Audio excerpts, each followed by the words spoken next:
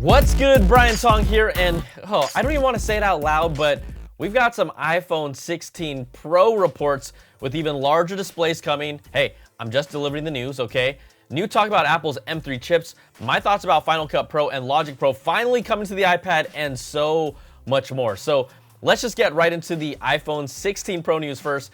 And a recent report from reputable display analyst Ross Young claims Apple is planning to go even bigger and introduce a larger 6.3-inch and 5.9-inch display sizes for the iPhone 16 Pro and iPhone 16 Pro Max in 2024.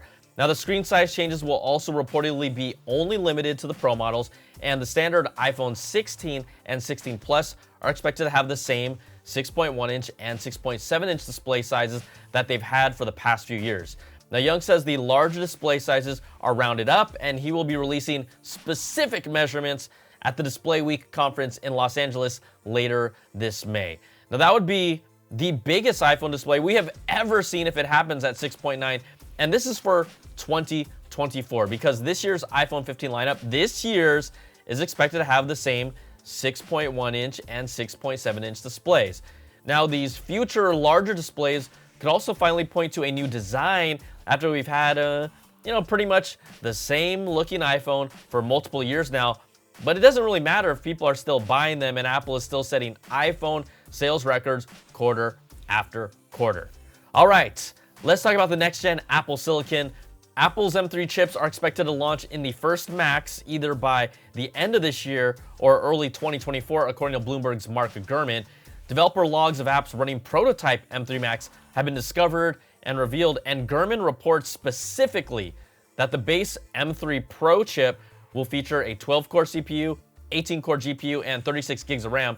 That would indicate a chip with 2 more CPU cores and 2 more GPU cores with 4 more gigs of RAM when you compare the M2 Pro to this new M3 Pro. Now, the expectation is that there would be similar increases when comparing the entry-level M3, M3 Max, and M3 Ultra chips to their equivalent M2 versions.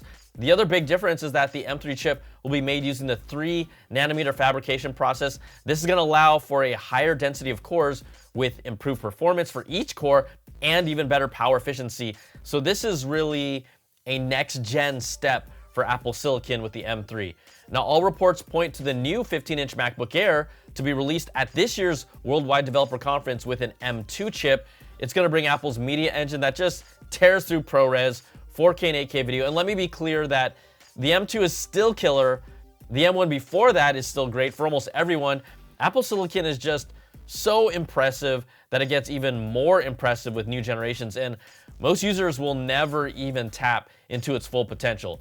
But that overhead also opens up more possibilities for the future and new features. So the first M3 Macs are not expected to be due until fall of this year or early 2024. Now, Gurman reports that Apple is already working on M3 versions of the MacBook Pro, MacBook Air, and iMac as we speak, which makes sense. All right, let's take a moment to thank the sponsor of this video, introducing Trend Micro Premium Security Suite. It's complete device and identity protection for you and your family. A single subscription of Premium Security Suite protects up to 10 devices. That's Macs, PCs, iOS, and Android devices alike. And if that is not value-packed enough, it also includes a premium VPN that encrypts your devices when using public Wi-Fi. Now, I use this all the time since I'm always traveling, and I want to know I'm safe using random hotspots because we all have jumped on that random one thirsty for the Wi-Fi. Hey, don't tell me that you haven't. The subscription also includes ID security that monitors the dark web for any leaked data and sends alerts if your personal information is found on the dark web. You can also manually search if your email address, credit card number, passwords, or bank account details have been leaked anywhere due to data breaches. Also included in this suite is a full-fledged password manager with keystroke encryption that identifies and changes weak passwords to keep you protected 24/7. Now, this is truly a value-packed service that is essential for everyone in this digital age. You can check it out with the first link in this video's description and redeem an exclusive discount with my link. Okay, let's get back to the stories. And, I was gone covering Google I/O last week and the new Pixel Fold, which I am absolutely impressed by. But Apple surprised us, officially announcing that Final Cut Pro and Logic Pro are finally coming to the iPad.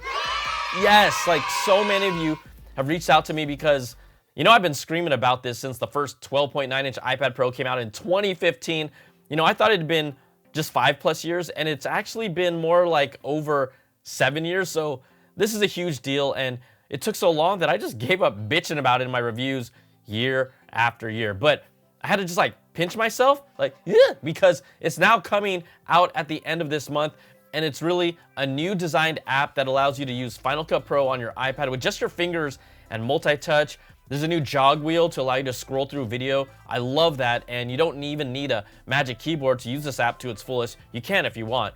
You can also use an Apple Pencil to hover for some features to scrub through video, and there's a multicam video editing feature built in, and even a scene removal feature that allows you to replace the background.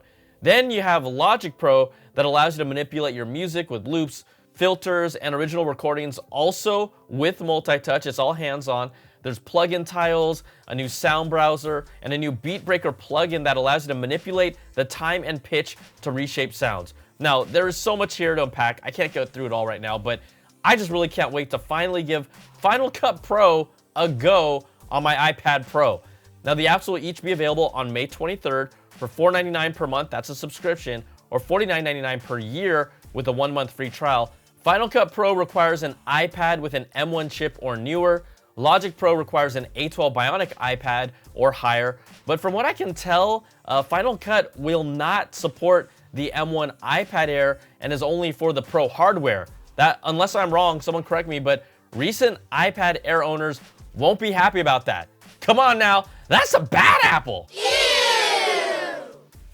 You could just make it compatible on the Air as well if you wanted to, and I do wish there was an education version for students, and you might say, hey, it's only $50 per app for a year, and that adds up over time for budding creators.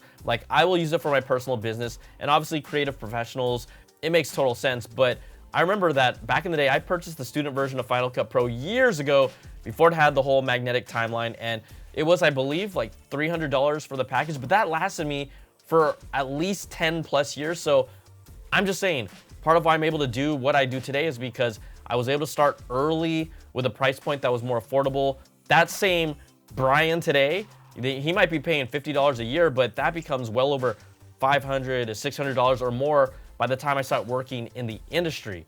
Now, the desktop version still will have no monthly fee, and I get this is a completely new version of the software. I'm okay with that, but this is absolutely really exciting for a new generation of creators and someone even like me today. But I'm still thinking of the younger version of me when it comes to cost. So this isn't a bad Apple on the price, and it's more of a, come on, Apple, do education a favor. I'm just really looking forward to seeing how I can incorporate it into my workflow. And after all these years, right, Apple finally listened and has delivered, and what I've been asking for, and I will not complain about it ever again. And I'm genuinely excited about it. So thank you, finally, for bringing Final Cut Pro and Logic Pro to the iPad.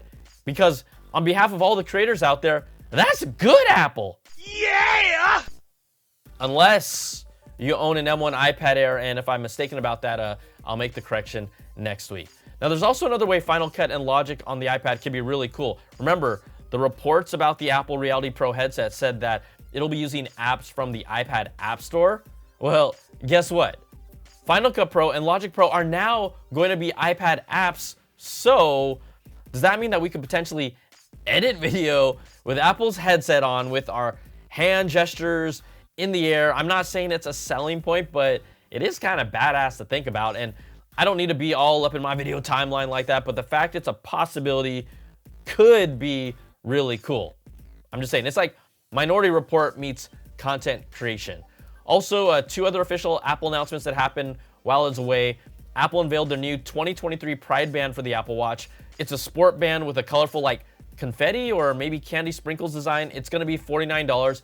There will also be a matching watch face and matching iPhone wallpaper for it. So you can order it on the 23rd, and it will be available at stores on May 24th. And a little nugget from the Watch Band release is that iOS 16.5 and watchOS 9.5 will be available sometime this week. They might have even been rolled out by the time that you see this video. So not only does iOS 16.5 include that new Pride iPhone wallpaper, but there will also be a new sports tab added on the Apple News app. So that just gives you easy access right there to sports news and scores for your favorite teams that you follow, and it's now prominently shown on the main bar of the news app. Okay, WWDC buzz. Honestly, it's getting a little buzzier after some newfound energy around the rumored Apple mixed reality headset. Now, we are expecting to see it at WWDC, but Palmer Luckey, the founder of Oculus VR before it was sold to Meta for $2 billion and is now the foundation for Meta today, well, he has seen it for himself and recently tweeted out, "The Apple headset is so good." And when someone like him says that, like, people are gonna pay attention. I'm just asking, like, good how? Good for who? Good for what? Like, $3,000 good? I mean, I want to know. He's really considered the father of modern VR, and I will never forget that Time magazine cover. How can you? But giving an early endorsement like that just got people buzzing a little more about Apple's headset. Now, he's also the same guy that reportedly invented a virtual reality headset that will kill the user in real life if they die in the video game they're playing. So just take that piece of information and do what you want with it. But his endorsement is still intriguing as long as Apple's headset is not a VR death headset. Now, after all the reported delays here, there are multiple reports that do say Apple is highly likely to unveil the long-rumored Air VR headset at their WWDC keynote on June the 5th. It will reportedly have 4K micro OLED displays, dual M2-based processors, 12 optical cameras for tracking hand movements, and unique eye tracking inside as well with an external battery pack. That's all for the rumored price point of $3,000 for this first-gen headset. And that will make this a device clearly for developers, some content creators, and people who will buy anything that Apple makes. That's right. I'm talking to you. Like, yeah, you. You know exactly who you are. You do. All right. That's going to do it for this video. Hey, if you like what you see, give me that thumbs up, subs up, and hit that notification bell, ding, to get all my latest videos when they drop. And if you want more of that Apple goodness, you can check out my weekly Apple Bits XL audio podcast to get the latest deep dive with all these stories and new ones every week with special guests. Thanks so much for watching. Hey, everybody, take care, and I'll see you on the next video. Peace and love.